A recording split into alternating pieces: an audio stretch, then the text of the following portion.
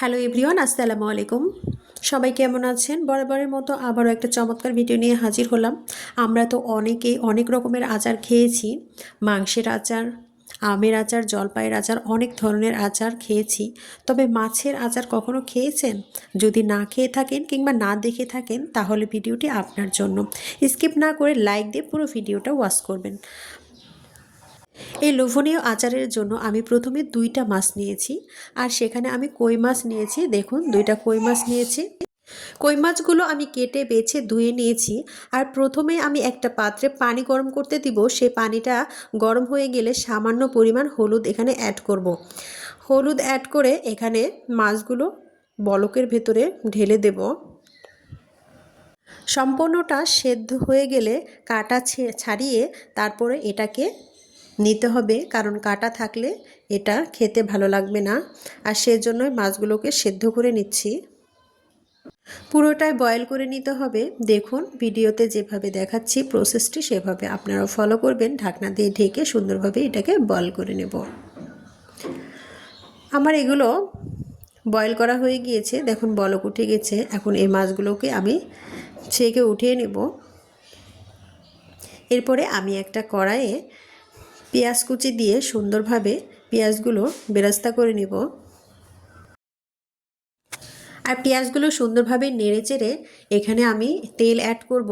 তেল অ্যাড করে সুন্দরভাবে পেঁয়াজগুলো নাড়াচাড়া করব। আর এদিকে মাছের কাঁটাগুলো আমি বেছে নেব। দেখুন, সম্পূর্ণ কাঁটা আমি বেছে নিচ্ছি আর মাছগুলো আলাদা করে নেব। এই আচারটি খেতে কিন্তু খুবই ভালো লাগে। আপনারা অবশ্যই ট্রাই করবেন, খুবই ভালো লাগবে খেতে। এই যে সম্পূর্ণ মাছের কাঁটাগুলো আমি আলাদা করে নিচ্ছি। এই যে আমার সম্পূর্ণটা বেছে নেওয়া হয়ে গেছে। আমি যে পেঁয়াজ বেরেস্তাটা করেছিলাম এর মধ্যে আমি মাছগুলো ঢেলে দেব। আর রেগুলার মশলাগুলো আমি এখানে অ্যাড করব। এখানে আমি প্রথমেই দিয়ে দিলাম তেজপাতা, গোলমরিচ, এলাচ, দারুচিনি। আর এখানে মাছটাও আমি অ্যাড করে দিলাম।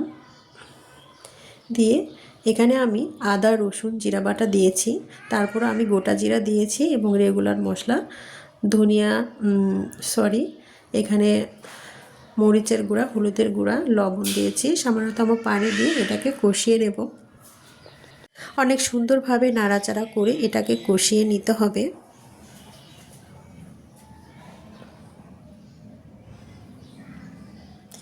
অনেক সুন্দরভাবে কষিয়ে নিয়ে নাড়াচাড়া করে আমার এই আচারটি তৈরি হয়ে গিয়েছে। দেখুন, অনেক সুন্দর একটা লোভনীয় আচার তৈরি হয়ে গিয়েছে। ভিডিওটি কেমন লাগলো আপনাদের কাছে অবশ্যই কমেন্ট বক্সে জানাতে ভুলবেন না। যদি ফেসবুক পেজ থেকে দেখেন অবশ্যই পেজটি ফলো দিয়ে রাখবেন। আর যদি চ্যানেলে নতুন হয়ে থাকেন অবশ্যই চ্যানেলটি সাবস্ক্রাইব করে দিয়ে পাশে থাকবেন।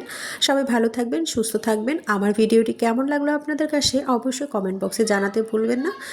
এ পর্যন্তই, সবাই ভালো থাকবেন। নেক্সট ভিডিওতে আবারও দেখা হবে আপনাদের সঙ্গে। সে পর্যন্ত সবাই ভালো থাকবেন। আল্লাহ হাফিজ।